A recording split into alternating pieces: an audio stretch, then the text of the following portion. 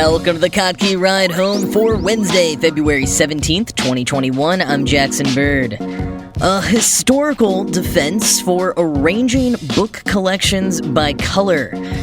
Scientists have sequenced the oldest DNA ever found and made some mammoth discoveries in the process. And NASA's Perseverance rover is set to touch down on Mars tomorrow. Some background on one experiment it will be running that could set the stage for human travel to the red planet. Here are some of the cool things from the news today. It's not a new debate, but it's one that's been rearing its head more often over the last year as Zoom calls and remote televised interviews give us peeks into people's homes. I am talking about the proper way to organize a bookshelf. Now, of course, there are tons of different methods for organizing your books, and which one you choose will have a lot to do with your collection, the space available in your home, and ultimately the type of person you are. But there is one type of organizational method that's been growing in popularity over the last decade that seems to particularly get a lot of people up in arms. Organizing one's books by color. Now, Jason posted a quick link on kottke.org today to a blog by Alexandra Alvis, aka Book Historia, which defends these so-called rainbow shelves with some fascinating insights into the history of books. Alvis, who is a legit book historian with a master's degree on the topic, something I didn't realize was a career option, begins with a few reasons why rainbow shelves bug some people. Perhaps we still have a disconnect between things that are aesthetically pleasing and things that indicate true intellect. And that if something is so nicely displayed, it must not actually be used. We also can't ignore that the types of people who often organize by color tend to be women and or feminine-leaning people. I would personally add that it also tends to be popular among people who read young adult books, who are forever berated by fellow adults who do not. And I'm just going to say right at the start here that I am in favor of people organizing or not organizing their book collections however they please. Especially as an author, I'm just grateful to anyone who is willing and able to buy books. That's great. I don't personally enjoy the color-coded organizational style for my own books, in part because I don't think I'd ever be able to find anything, but also because I think my book collection is gay enough without needing to be organized by rainbow. But this isn't about my preferences, this is about history and ways that books have been organized and displayed in the past. Now, one point that particularly blew my mind here is that for several centuries, roughly from the advent of the printing press through the Industrial Revolution, people actually bought their books unbound. They just bought a stack of pages, and it was up to them to bind them. So people with means, who were most of the people buying books anyways, would get custom bindings for all of their books. Some people wanted every single one to look exactly the same on their shelves. Some would organize the bindings by genre or discipline. The British Museum employed this method with, quoting 19th century English publisher Joseph Cundall, "Books of divinity are bound in blue, history in red, poetry in yellow, and biography in olive-colored leather." End quote. And some bookbinders encouraged collectors to organize their books as such, both to aid in finding certain texts, but also to give their libraries some color, instead of having the whole room in monochrome. Of course, there were other ways of organizing too. Some did it by height, and Sir Robert Cotton organized his books by, quoting Book Historia, "convenience and proximity to marble busts of Roman emperors." End quote. So, alright, yeah, book collectors could definitely be a bit eccentric. Book Historia also quickly references another organizational system that gets a lot of hate online these days, but also has a historical precedent: shelving your books with the spine in. Now, whereas rainbow shelvers are accused of being too immature or just posing as book lovers, people who have posted rooms with shelves filled with books spine in are ridiculed as having no interest in reading at all. I mean, clearly those books are just props for your Instagram beige interior design. How could you possibly ever find a book when all that's displayed are its off-white pages? Well, it turns out this used to be the norm. Up until about the late 18th century, many books were shelved with their foredges out, so much so that books used to be extensively decorated or stamped with their catalog information on those foredges, on the pages, like your elementary school teacher may have taught you to do in case the cover ever got ripped off your book. And the reason for this was that books, again, were expensive, so libraries literally used to chain the books to the shelves to prevent theft. Stephanie Silverne calls it, quote, the medieval equivalent to the electronic security devices our libraries use today, end quote.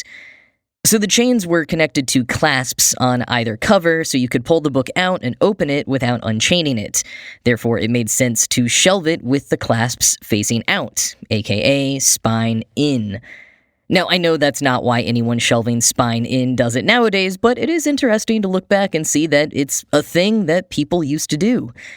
And in fairness, another thing that's not new is people being outraged at other people's book organizational styles, especially when the critic perceives it to be faux intellectual or purely decorative. Book Historia points out that this was happening even in the 1st century. Seneca, quote, railed against people without a scholarly education using books not as the tools of learning but as decorations for the dining room, end quote. So people are always going to judge.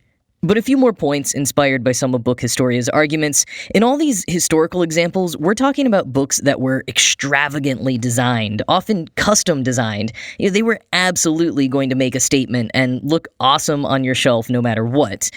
But these days, most books aren't quite so lavishly styled. I mean, there's some amazing cover art out there, of course, but leather-bound, gilded-edged books aren't exactly the norm. Sometimes, though, even a mass-market paperback can look nicer depending on what other books it's lined up besides. Almost like picking an outfit, a shirt might look meh until you add a sweater or a necklace or something, and then suddenly it looks great. And anyone who has enough books to arrange them by color has a lot of books, which means unless they box them up and put them in a closet, those books are naturally going to take up a large amount of visual space in their home.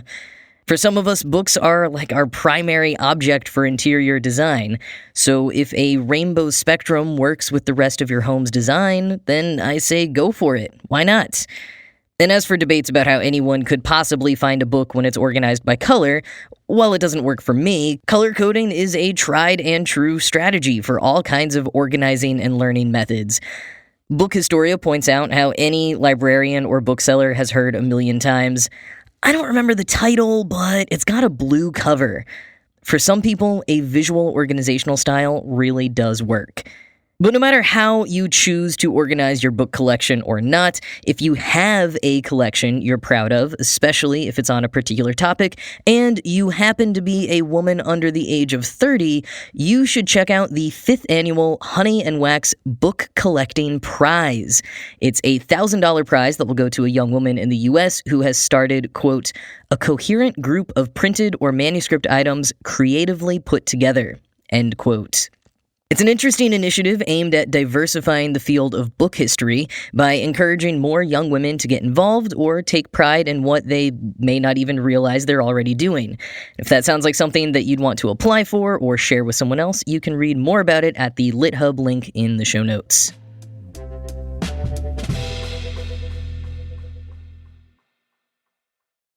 A team of scientists have sequenced DNA from some mammoth teeth that are over 1 million years old, making it the oldest DNA yet recovered.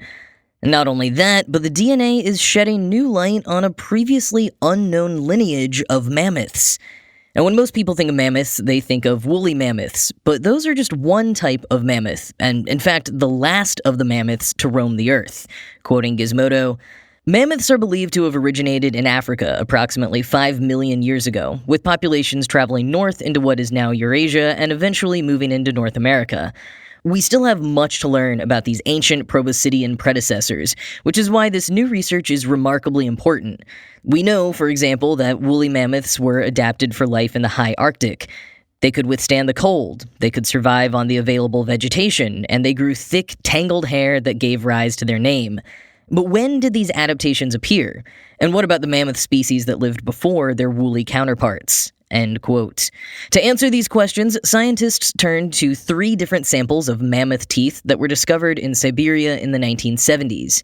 And while the teeth were discovered nearly 50 years ago, it was only in the last decade that the technology advanced enough to be able to sequence and study their DNA. And because they're all older than the previously oldest DNA on record, the researchers weren't even positive at first that they would be able to obtain any DNA at all. By studying the teeth, they were able to discern that, quoting again, many of the cold adaptations actually evolved in mammoths prior to the emerge of the woolly mammoth as a distinct species. Unlike previously believed, woolly mammoths didn't evolve these adaptations over time. They already had them. Those adaptations appear to have evolved in one of its mammoth predecessors, a species that lived throughout Eurasia, the steppe mammoth. End quote. This could change what scientists previously believed steppe mammoths looked like. They may have been woollier and more cold-adapted.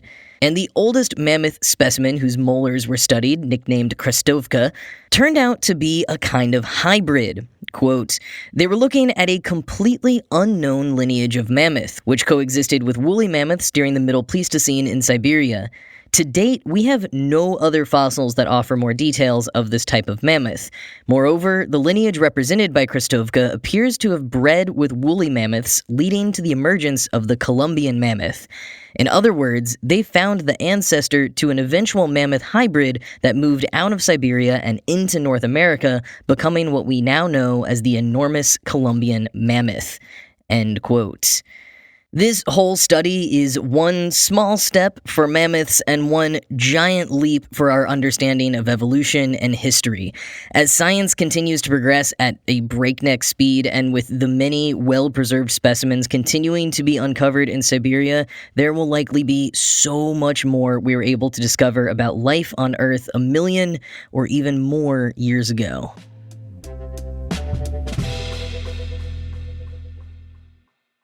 So tomorrow, Thursday, February 18th, is the big day, when NASA's Perseverance rover is set to land on Mars. You can watch live on NASA's site. Coverage will kick off at 2:15 p.m. Eastern, and Perseverance is expected to touch down somewhere in the 3 o'clock hour. Perseverance will be landing on the Jezero crater, which Thomas Zurbuchen from the Science Mission Directorate at NASA headquarters calls, quote, the most challenging Martian terrain ever targeted for a landing, end quote. And the reason this tricky location was picked is because Perseverance's overall mission is to learn more about the history of possible ancient life on Mars. And scientists believe that an ancient river may have flowed in the Jezero Basin and could have some signs of past life. But while Perseverance is mostly focused on the past, the mission will also run a few experiments to potentially support life on Mars in the future. One such experiment, which happens to share a name with my favorite soda, is called MOXIE, or Mars Oxygen In Situ Resource Utilization Experiment. The goal is to turn Mars's carbon dioxide-rich atmosphere into oxygen, which one day is what would be needed for both astronauts and rockets. Quoting Space.com, the device is essentially the reverse of a fuel cell, which burns a mix of oxygen and a carbon-based compound to produce heat and carbon dioxide. The instrument also closely resembles a significantly more mundane object. Of course, MOXIE is a little tree, right? Said the experiment's principal investigator Michael Hecht. Trees take carbon dioxide and turn it into oxygen with a much more complicated chemical process, end quote. MOXIE is only one small part of the overall mission, and because it uses a ton of energy to run, just about the rover's entire supply for a day, it will probably only run about once every few months. Quoting Space.com again, there are a few risks in creating this reaction as well. First, MOXIE can't use up all of the carbon dioxide it takes in. If it does, it may slip into making carbon soot instead of carbon monoxide. Another tricky balance is that if the instrument doesn't receive enough electricity, the reaction will reverse, running like a typical fuel cell. We have to be very careful not to let it operate as a fuel cell since there's no fuel and it will start eating itself, Hecht said.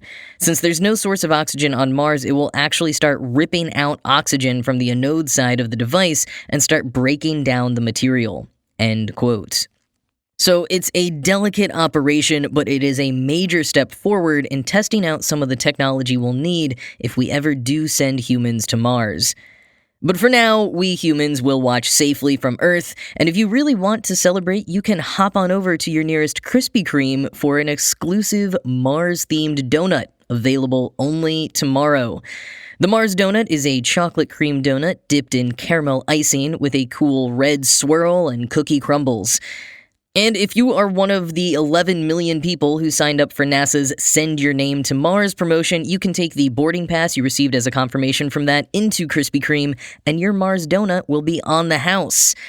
Also, since supply is limited, if you're worried about your local Krispy Kreme running out, you can also pre-order a Mars donut online ahead of time. So links to get your donut and to watch Perseverance's landing are in the show notes.